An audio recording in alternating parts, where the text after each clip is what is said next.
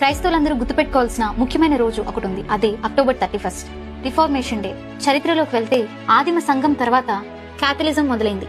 Pope Alexander 6 తర్వాత Pope Leo అధికారంలోకి వచ్చాడు. యేసయ్య తల్లి అయిన మరియను పూజించడం, ప్రతిమలను పూజించడం, పర్గటరీ అంటే భూలోకానికి పరలోకానికి మధ్య ఒక స్థలం ఉందని, చనిపోయిన వాళ్ళ ఆత్మలు అక్కడ ఆగిపోయాయని, వాళ్ళ గురించి కానుకపెట్టిలో నాణాలు గల్లుమని మోగితే వాళ్ళ ఆత్మలు పరలోకానికి గెంతి వెళ్తుందని, ఇలాంటి తప్పుడు బోధలు పోప్ లియో మరియు బిషప్ జాన్ టెడ్జెల్ బోధించి ప్రజలను తప్పుదోవ పట్టించేవారు. ఎందుకంటే ఆ కాలంలో బైబిల్ పోప్ దగ్గర తప్ప ఎవరి దగ్గర లేదు. అందులోనూ బైబిల్ హెబ్రీ గ్రీక్ భాషలో ఉండేది. అక్కడున్న ప్రజలకు ఈ భాషలు రావు కాబట్టి దీంతో ఇవన్నీ బైబిల్లో ఉన్నాయని ప్రజలు నమ్మేవారు. ఒకరోజు ఎయిర్పోర్ట్ సిటీలో ఉన్న లైబ్రరీలో మార్టిన్ లూథర్ గారు బుక్స్ చదవడానికి వెతుకుతున్నప్పుడు ఆశ్చర్యకరంగా ఆయనకి బైబిల్ దొరికింది. ఆయనకి హెబ్రీ గ్రీక్ భాష రావడంతో బైబిల్ చదవడం ప్రారంభించారు. ఆయనలో ఉన్న తప్పులను దిద్దుకుని బైబిల్లోని సత్యాలను బోధించడం మొదలుపెట్టారు.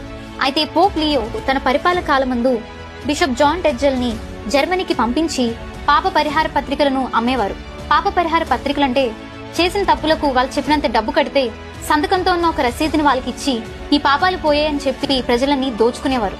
ఇదంతా మార్టిన్ లూథర్ గారు చూసి బైబిల్కి ఇది విరుద్ధమని, యేసు రక్తమే ప్రతి పాపం నుండి మనల్ని పవిత్రం చేస్తుందని, మీరు చేసేదంతా దయ్యపు చెడ్డ వ్యాపారమని వాళ్ళని ఖండించి బైబిల్ని అనుసరించి రాసిన 95 సిద్ధాంతాలను అక్టోబర్ 31, 1517లో విటెన్బర్గ్ చర్చ్ తలుపుకు మేకతో కొట్టాడు.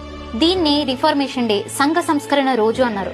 మార్టిన్ పోప్ సిద్ధాంతాలకి ఎదురు తిరగడంతో పోప్ అధికారి ఇంకా రోమన్ క్యాథలిక్ సంఘం మార్టిన్ లూథర్ గారిని వెలివేశారు. కానీ మార్టిన్ లూథర్ కి తోడుగా నిల్చున్న ప్రజలు సంఘం నుంచి వేరయ్యి లూథరన్స్ గా లూథరన్ మిషన్ గా ఏర్పడ్డారు. దీంతో జర్మనీ చక్రవర్తి పోప్ అందరూ కలిసి మార్టిన్ మీదకి విరోధంగా లేచారు. చంపేద్దామని ప్లాన్ వేశారు. అయితే దేవుడు మార్టిన్ గారికి సహాయంగా ఫ్రెడరిక్ రాజును, మార్టిన్ స్నేహితులను లేపి ఎవరికి తెలియని చోట మార్టిన్ గారిని దాచారు. బైబిల్ అందరి చేతిలో ఉండాలని మార్టిన్ గారు ఉద్దేశించి ఆ దాచబడిన కాలంలోనే గ్రీక్ భాషలో ఉన్న బైబిల్ ని జర్మన్ భాషలోకి ట్రాన్స్లేట్ చేసి గుటెన్బర్గ్ కనిపెట్టిన ప్రింటింగ్ ప్రెస్ మీద ప్రింట్ చేశారు. అలా బైబిల్ ని మార్టిన్ లూథర్ గారు బయటికి తీసుకొచ్చారు. ఈ సంఘ సంస్కరణ రోజునే బైబిల్ పండుగ బైబిల్ మిషన్ వారు చేస్తారు. మార్టిన్ లూథర్ గారు చేసిన ఈ గొప్ప పని నేడు అందరం గుర్తు చేసుకుని లూథర్ ని పంపిన దేవుడిని స్తుతించాల్సిన దినమే ఈ రిఫార్మేషన్ డే.